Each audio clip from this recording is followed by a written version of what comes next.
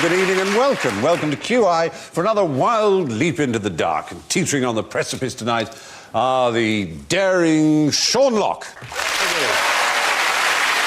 the devil maker Jimmy Carr, the dauntless Joe Brown,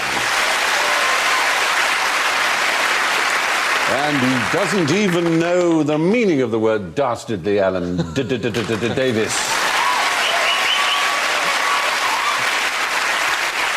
It's D all the way, and tonight it's D for danger.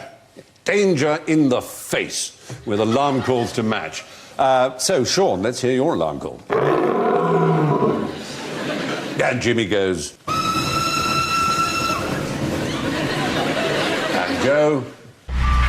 Vehicle reversing.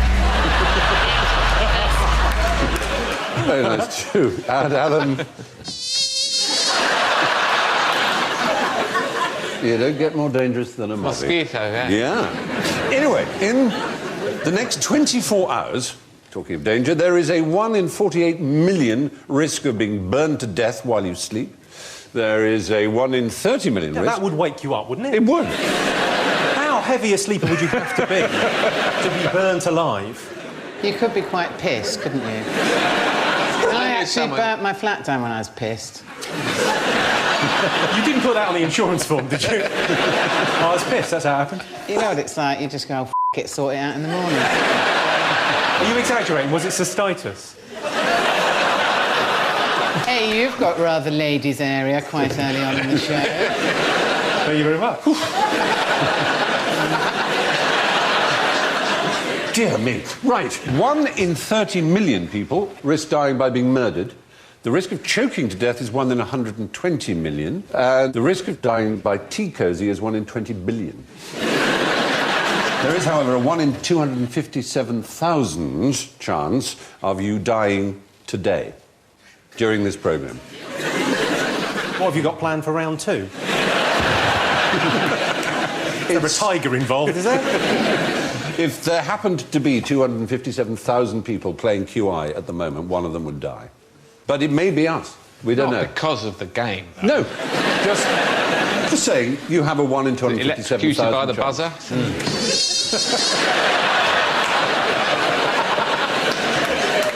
What are the chances of you dying in your sleep from a fire with a tea cosy over your head? You're 50 times more likely to die now than you are to win the lottery. I think we had a nurse standing by, frankly. Well, we had. I'm not a proper nurse. How not proper? Psychiatric. She's a stripper. Do you think strippers get home at the end of the day and go, oh, more work? Well, I think it's time for our first question. What is 3 times more dangerous than war? 3 wars.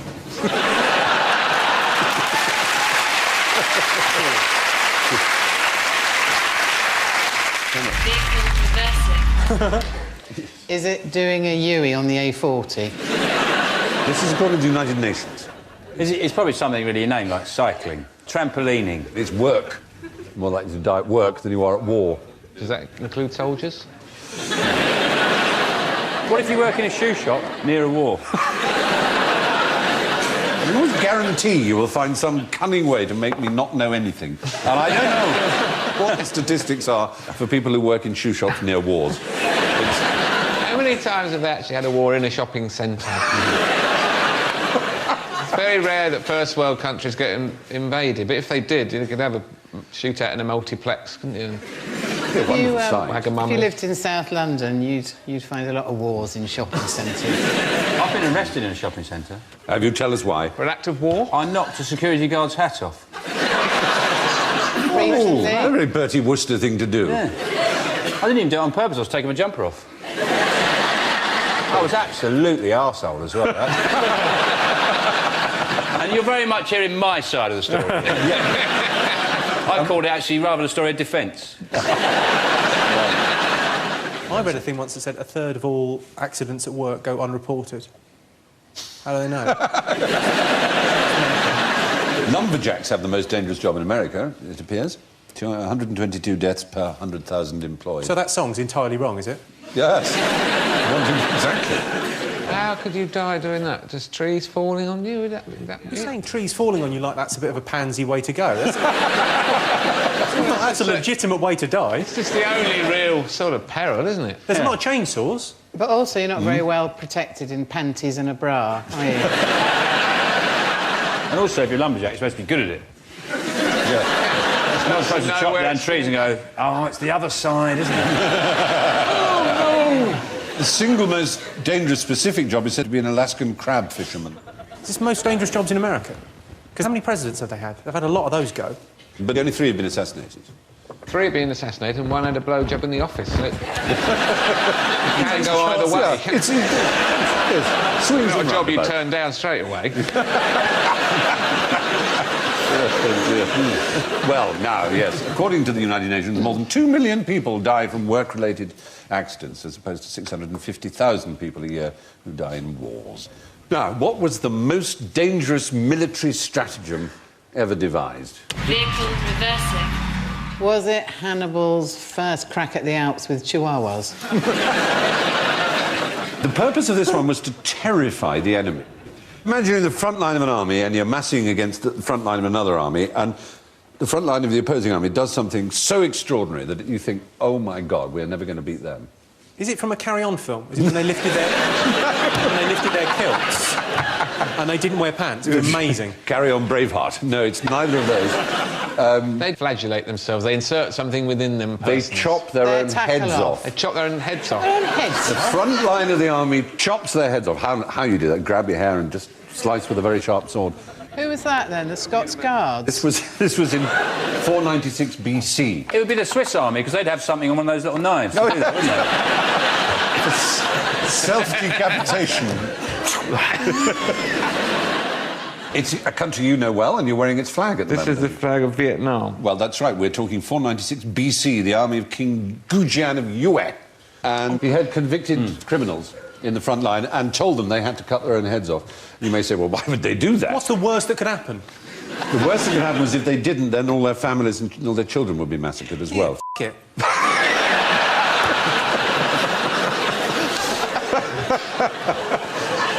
They didn't seem to worry. They knew they were going to die anyway. They were condemned to death. What do we know about decapitation? Does it kill you straight away? I know if you cut a duck's legs off, it can still swim. It can float, but it can't swim. Floating I'll duck. leave a little bit of stumpage. It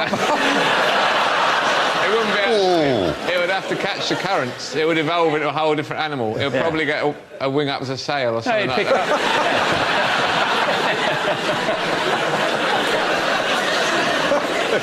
Didn't they discover, like, for example, at the French Revolution with the guillotine, that, like, heads could kind of, like, chat a bit Carry on after, chatting. So Well, no, you're right. There was a story during the terror of the French Revolution that 2 members of the National Assembly were guillotined and their heads put in the same bag straight away, and one bit the other so hard they couldn't be separated. What, just the heads? That's holding a grudge, isn't it? For all intents and purposes, you're dead. Let it go. Yeah, you didn't get on. Whatever. They were French. Well, anyway, from decapitation to another kind of danger, what is the most dangerous sport in fact, the most dangerous country in the world? Contemporary dance in Scotland. Hopscotch in Afghanistan? I don't know. You're very close. Well, it's going to be Afghanistan or Iraq, isn't it? Well, They're quite too odd enough, in down. between those two, there is a kind of... Kazakhstan. No, a much better known one. Subazakistan? It's another star, but the best known star. Pakistan. Pakistan. Pakistan. Pakistan. They play a lot of cricket. They there. do play cricket there, but they also have this very dangerous sport. So dangerous it's been banned for all but 15 days of the year. It's a child's pastime that has become aggressive and extreme. Conkers? No. It's mentioned and indeed sung about in Mary Poppins. Buckaroo. Mary Poppins. Flying a kite. Flying a kite. The idea of extreme kite flying It's dangerous. You have to sever your Head? competitors. You have to sever your competitor's kite from its string, and so the string's actually made of metal with glass, sharp, abrading glass. And motorcyclists get garroted because hundreds of people do it all over the country. Who told you this, Stephen? This is not. This doesn't happen. I'm afraid it does. No, I saw it, Channel 5, when kiters go bad. They shout, "Bo-kata!" Kite down. What about when they garrot someone? What do they shout then? Oops. Yes, probably. It's the Spring Festival of Vasant Panchami, or Basant is when it happens. And there's people against it. The Kite Flying Effectees Committee, people who are affected by kite flying, have tried to ban it completely. Do all the kites have to have the face of Des Lynam on them?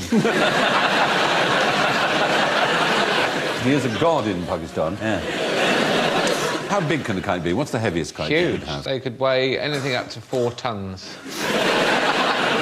Well, the largest kite ever made weighs nearly a ton. 100 it's metres 48 long. foot by 36 foot. That's And right. how many people does it take to fly that, then? 50. 50 people, yeah. 50 men, it says here.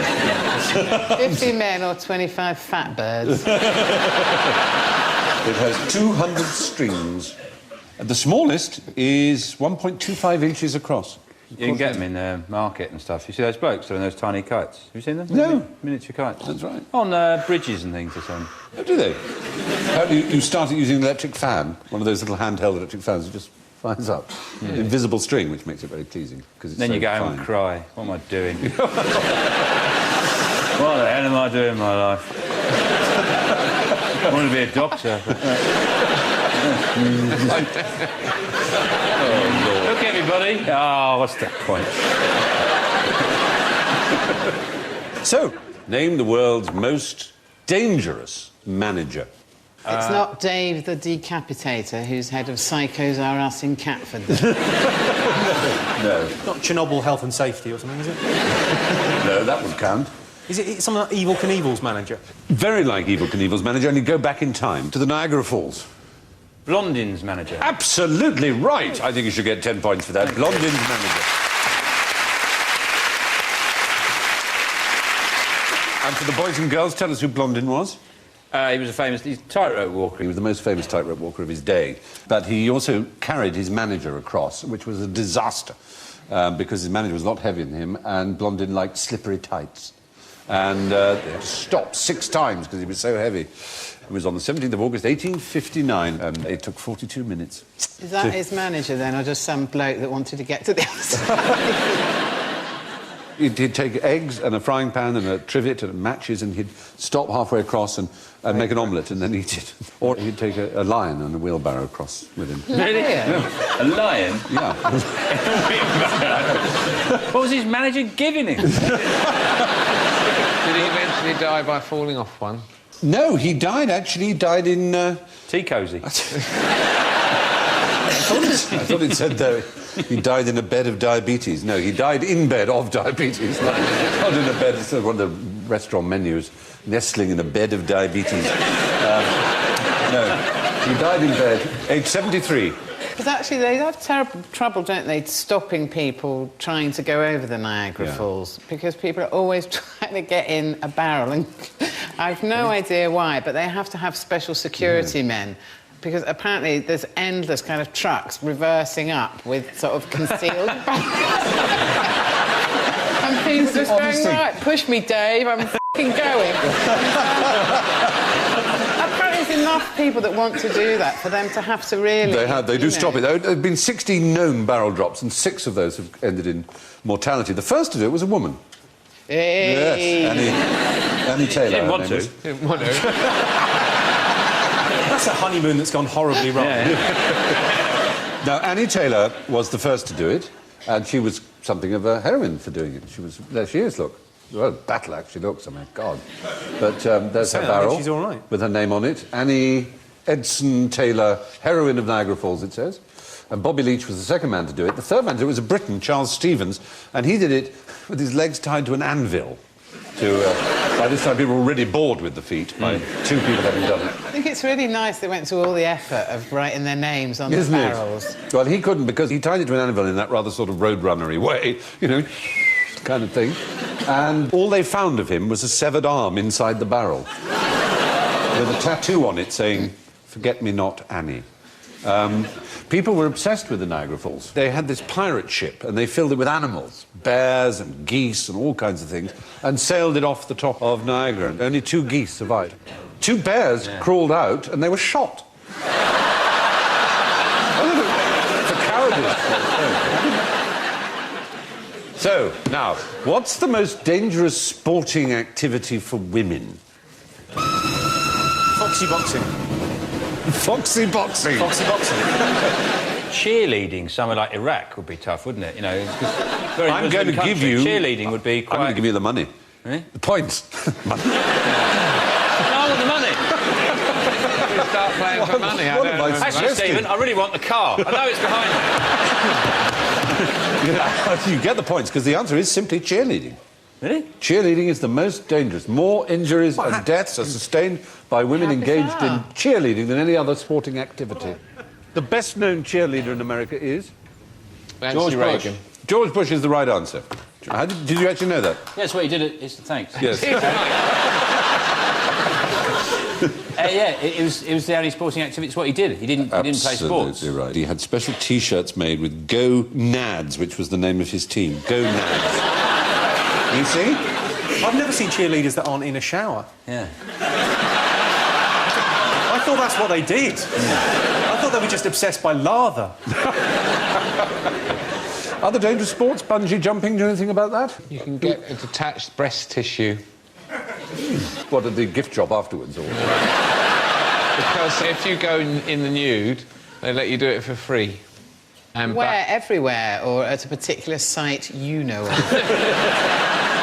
And you can, if you don't have proper support, your breasts, because of the gravitational pull, can fly clean off.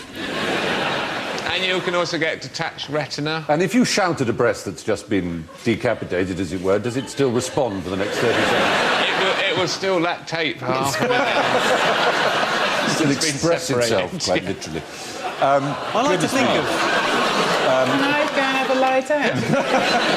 I like to think of bungee jumping as suicide for indecisive people. It's like a tester, isn't it? It is. Oh, no, I'll be all right with this, yeah. I heard a brilliant story about... You know the Darwin Awards, obviously, every year they have these Darwin Awards for people taking themselves out of the gene pool.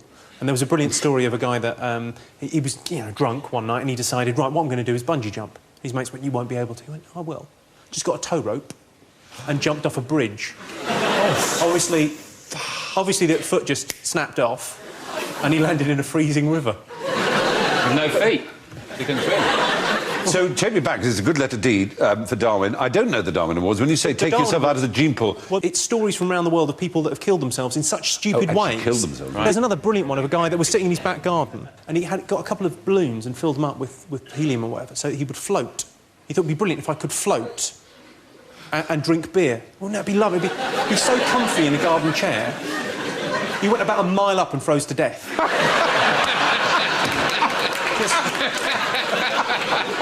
What an arse! But I see what you mean. It's taking out of the gene pool. In other words, the human gene pool does not need those kind of people to pass on their genes to the next generation. Indeed. Yeah. It's the reason why they should allow people to walk down to railway tracks if they so wish. Because, you know what? You don't need them. If they can't work out a train's coming... Right. Let's face it, the gene pool needs a little chlorine. You know who you are. Who invented bungee jumping and when? That was the New Zealanders, wasn't it? It was actually a British invention in 1979. The bungee strap is a British invention. Yeah. Hurrah. Yeah, well, good on. And they never, ever, ever break. That must be a real comfort to the families of the people that the rope was too long. Yeah. Yeah, the rope, if you want, it's still perfect. Oh, thanks for that. Yeah. snap. You can have another go with the coffin. Oh, into the grave, out the grave, into the grave. Oh, it must happen. I want that to happen. Well, I'm redrafting my will tomorrow. Yeah, exactly. You've sorted out all our funeral requirements. Oh, excellent. Another dangerous sport is Russian roulette, of course. That's dangerous. Yes. In the early days, you had a musket, you'd only have the one. That was a man's game. Yeah, exactly. Oh, it's 6 to 1. What we do know is that in 2005, more than 200,000 cheerleaders had to attend medical facilities with cheerleading-related injuries. It's time, ladies and gentlemen, how could it not be, for us to dare to dip into the deep end of the pool of half-dissolved truths and sheer undiluted mythery that we call general ignorance. So fingers on buzzers, please. What causes deep vein thrombosis on aeroplanes? Oh, you're in first. Sitting still phrases and getting a blood clot. Ooh! Sitting down for too long. Oh, hello. Is it the 5 pasties you had before you set off? Well, it turns out, according to a Lancet article, that if you put people in exactly the same conditions as on a cramped aeroplane, but on dry land in an ordinary room, they don't get the increased chances of DVT. Yeah. That it's actually the poor air quality. And you know the air quality on planes is worse now that they've stopped you smoking. I know, exactly right. It's very bad air indeed up there, and they save a lot of money on it being bad air. And it also seems to be a contributory factor to DVT. But there are these compression socks. There was an article in the newspaper very recently about them actually working. They're hugely sexually attractive, those. Well, they stopped calling them surgical stockings because that sounds so kind of Les Dawson, old lady, and they now call them compression socks. It sounds slightly I think they're butch. I like those socks, because if you You put them would on... do, because you're sort of quite pervy, aren't you? Well, here's the thing I like about them. It's a really tight sock, and when you take it off, it's lovely and itchy. It's very satisfying somehow. Do you have bald chins? Do I have bald you old chins? enough now to have bald chins? The lower shin? I don't know what you've been up to, Stephen, to be honest. You know, I can't even conceive of how you've got as that. men age, the hair stops growing in the lower part of the shin. Does it? You must Oh, have no, noticed I've that. got virtual quiffs down there. Have you? You're still pretty hairy down Look there. at Yeah. Brushed by the tip of your penis as well, I can see that. Most impressive. I've got to get that reattached. With women, it's the other way around. My bikini line's wound around my ankles at the moment.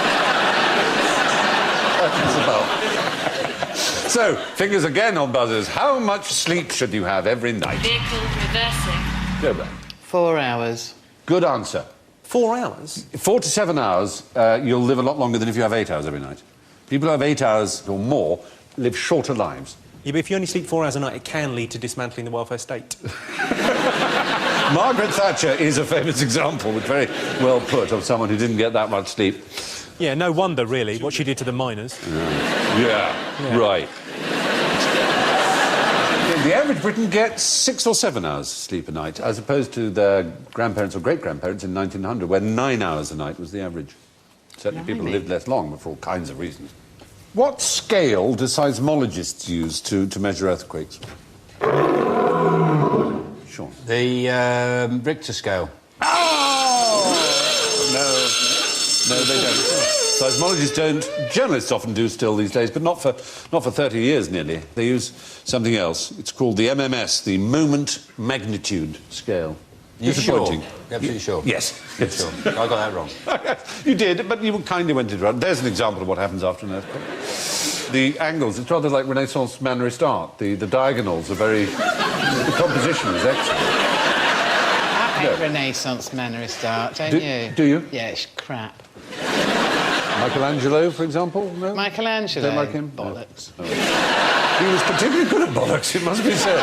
It's one thing he absolutely thrived Has he been spotted in Heat magazine? Michelangelo spotted buying pants in Primark. Primark. Primark. Do you get yours made specially by the Queen's tailor? I thought you'd had yours done on a loom by Exquisite Boys.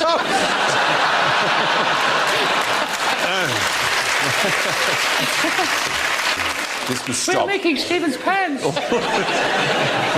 I can't wear these, he's got a mole on his face. Oh, God, help. Where and when was the largest earthquake in the United States of America? Oh. There, that bit on the left. The big long one, where everyone lives. The long bit. You mean San Francisco, 1906? Yeah. Oh, thank you so much. You're a true gentleman. It was not the largest. It was certainly perhaps the most catastrophic. It killed... 3,000. Now, you say it killed 3,000 people. A rather disturbing fact about it is it killed 3,000 white people. They didn't count the Chinese dead. Isn't that horrible? 250,000 made homeless. But the major cause of death and destruction was not the actual... Fires. It was the fires. Raging fires. And why did a lot of the fires come about, do you think? A flame.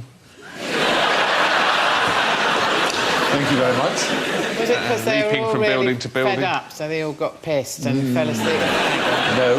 Gas. Because they weren't insured against earthquake, but they were insured against fire. So a lot of people started setting fire to their houses when they saw that they were cracked. When the insurance company would go, oh, what are the chances? It burned down the same day, did it? Imagine my surprise. Some genuine fires were caused by the fact that there was a gas main and that would go up. You know, it was at a time when there was gas lighting and heating all over the city. I think I might know where the largest earthquake was. Yes, same. I think it might be Yellowstone National Park, because there's a supervolcano underneath it. Well, you're probably right. I would have to add the right of the question, since European settlement.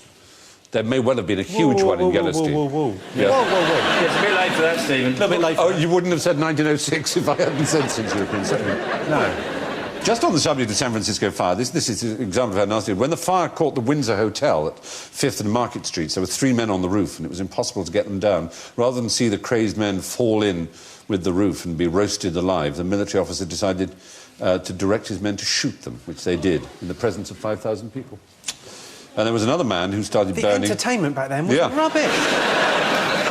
Another man screamed and begged to be killed as his feet began to burn, and he was up on a roof then. And the policeman took his name and address and then shot him through the head. His name and address. This is my house. No, actually, the greatest earthquake, certainly since European settlement, was that in New Madrid, Missouri, in the Mississippi Valley, during 1811 and 1812. Or you may prefer the one in Prince William Sound, in Alaska in 1964. Either way, the more famous San Francisco earthquake was just simply not in the same class. I think it brings us really handily to the end of the quiz on this particular occasion. And looking at the scores, there's astounding things going on, because way out in first place with 7, Joe Brand, ladies and gentlemen.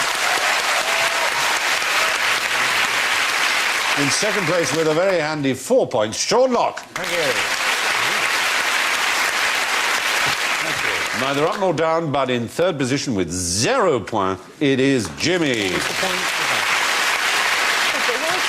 Which means our runaway fourth place goes to the minus 19 of Alan Davis.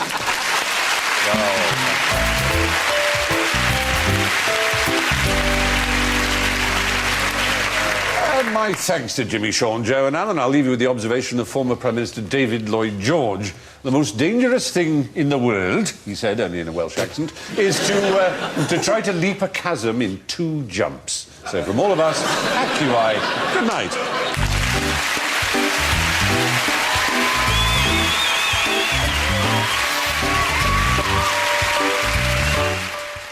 Clive Anderson, Vic Reeves and Arthur Smith join the panel in the next QI, and you can watch that right now over on BBC 4 or simply wait till next Friday at 10 here on BBC 2.